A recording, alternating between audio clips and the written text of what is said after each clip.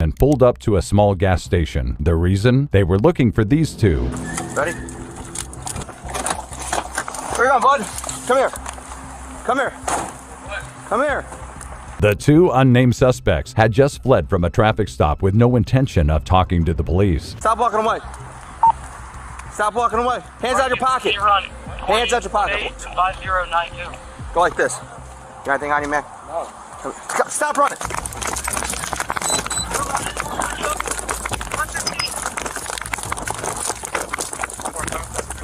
Now, this officer is being led on an intense foot chase through the neighborhood nearby, but no matter how hard he tries, the suspect is just a bit too fast for him to keep up with. Running towards 114 in Regalia. White t-shirt, red shorts. He's running north on 113 from Regalia. He's running east on Kinsman.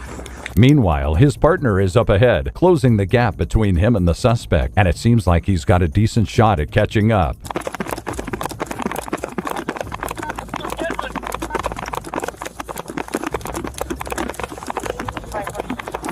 As the chase leads him to the main road, a getaway vehicle starts flying towards them. Knowing that this was the make or break moment, the cop grabs onto the suspect as he hops in the car. Trying to get picked up right now.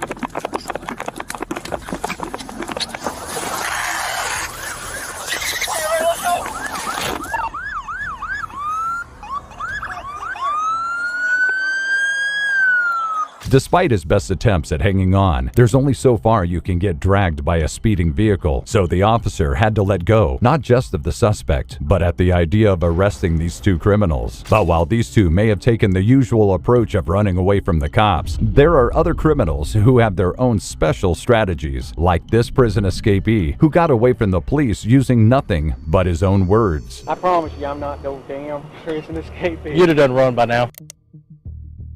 On April 5, 2006, Richard Lee McNair put his lying skills to the test after he was confronted by this police officer by a railway track in Pollock, Louisiana. The police officer was currently on the lookout for a prisoner that had just escaped the United States Penitentiary nearby, and he actually found him, but he just didn't know it yet. You live around here, buddy? No. Where you live at? Down the road by Pineville. Pineville? Uh-huh. Okay. Do you have any form of identification on you? No, man. What's your name? Robert Jones. Robert Jones? Uh-huh. Why I'm not supposed to be on the tracks? I don't have an address. I'm at the hotel. We're working on houses and stuff like that, the roofing. Roofing? Yep. Okay. For my brother. What it is, we got an escapee. Oh, shit.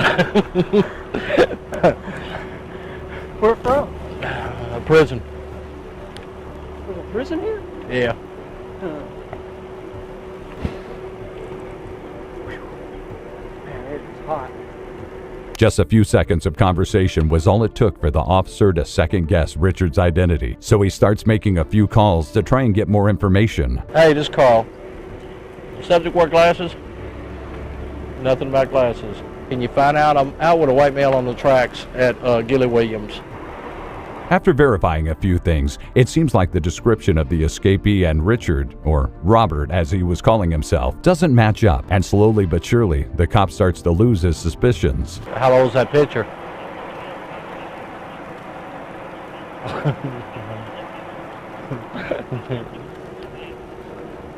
Yeah, I know. I got the same thing. You can't see shit on it. I guarantee I'm not. You know the bad thing about it? What's that? You'll match it up to him. Come on. Well, that sucks, doesn't it? Yeah.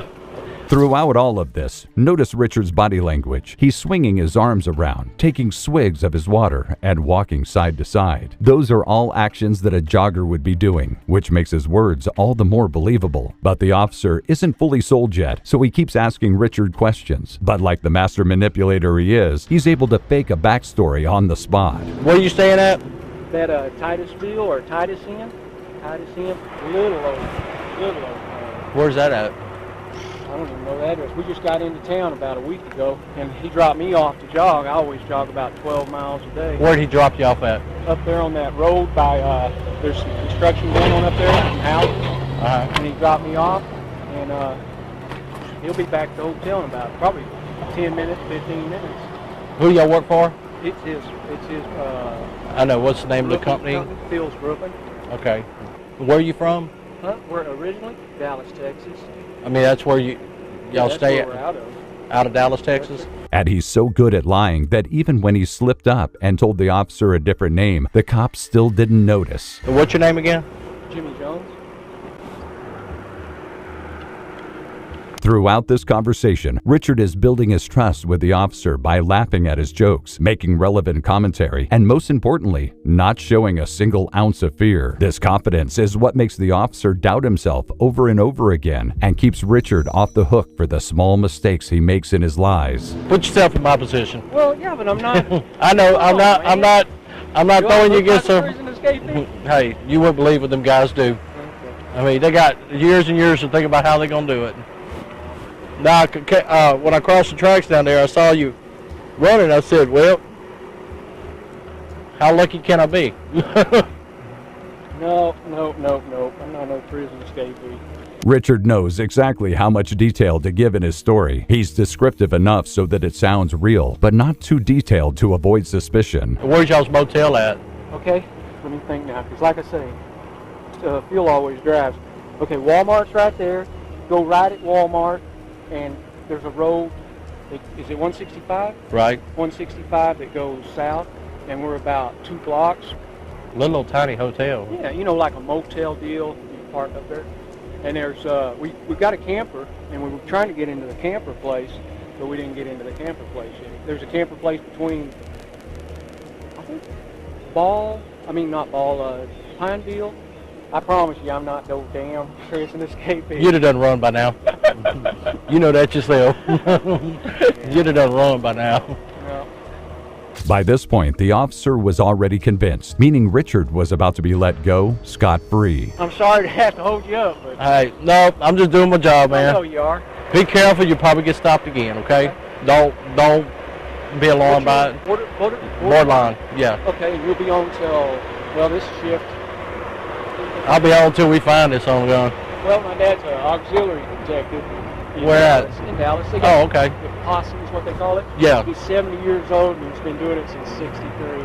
Still He's enjoys it. something else, man. Yeah.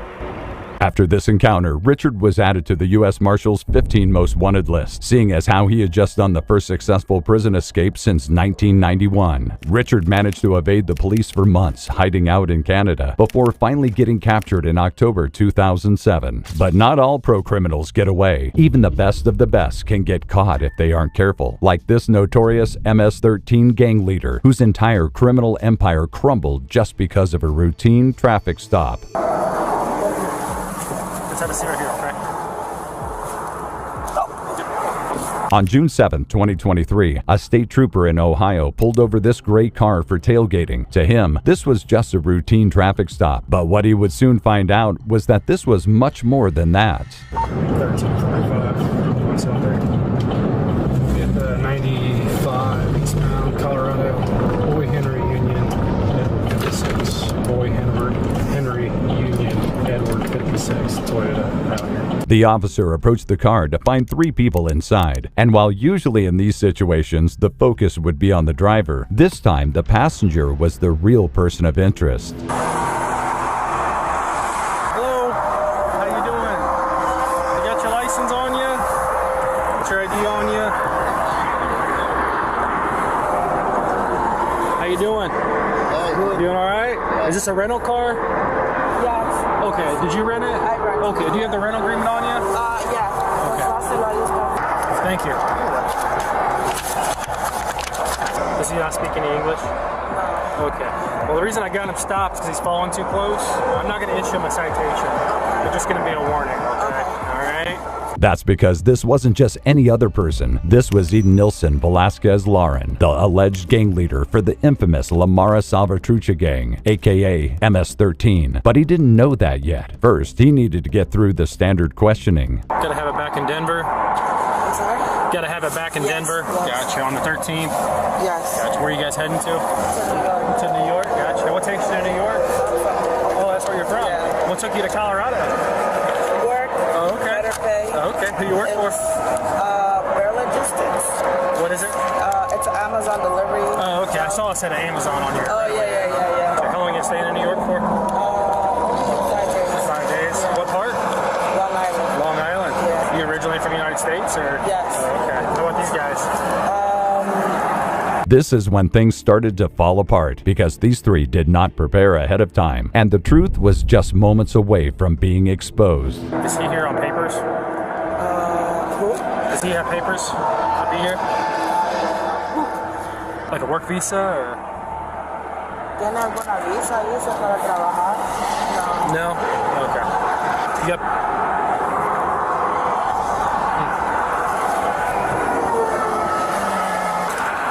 Thank you. El Salvador. Okay, gotcha. Alright. I'm not going to issue a citation or anything like that, alright? I'm just going to run your information. Make sure there's no wants and warrants. Make sure you guys are allowed to get you out of here, okay? Alright? Thank you. The cop then returns with a Border Patrol officer because after running their documents in the system, things were not checking out, which only meant one thing. This agent wants to speak to you. He's going to have you step out, okay?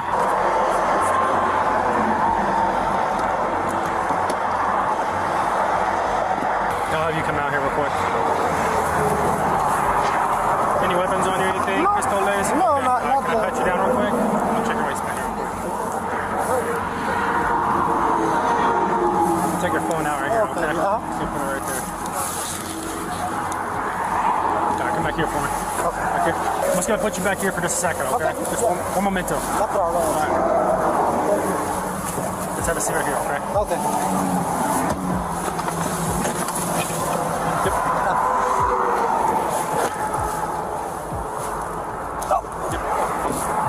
Eden Nilsson's true identity was soon revealed, and he was locked up on charges of ordering murders, drug distribution, and all because of a tailgating traffic stop. But even though this crime lord went with the officers peacefully, that doesn't mean that other criminals do the same. In fact, there are some that will do almost anything to try and escape, even if that means throwing a friend under the bus. You can look right over and you'll see him.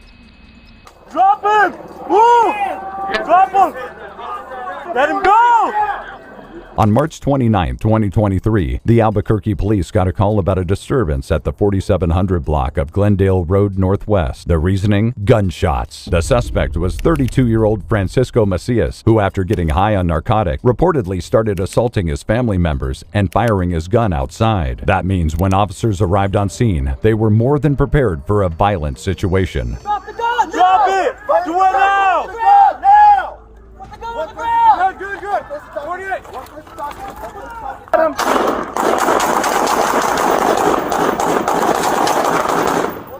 As the cops get closer, the situation only gets more dire, and soon there's a foot chase happening, but it doesn't go on for long.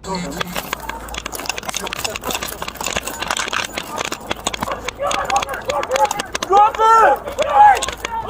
He's running! Watch out for the victim! Never slow down! Watch out for the victim! Drop the fucking gun!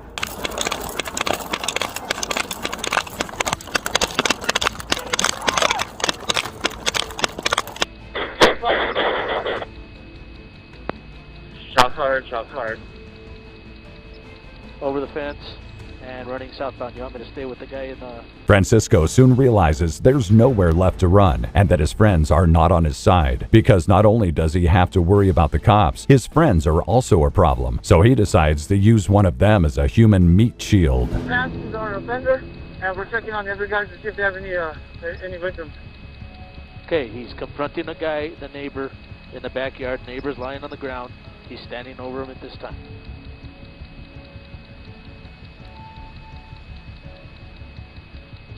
Once you get to that wall, you can look right over and you'll see him. When officers finally get in close contact with the suspect, they deploy less lethal methods before eventually using the stun gun.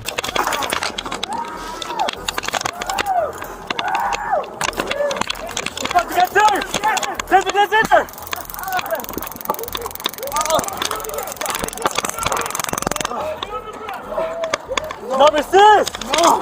You guys are not... Help me! Please help me!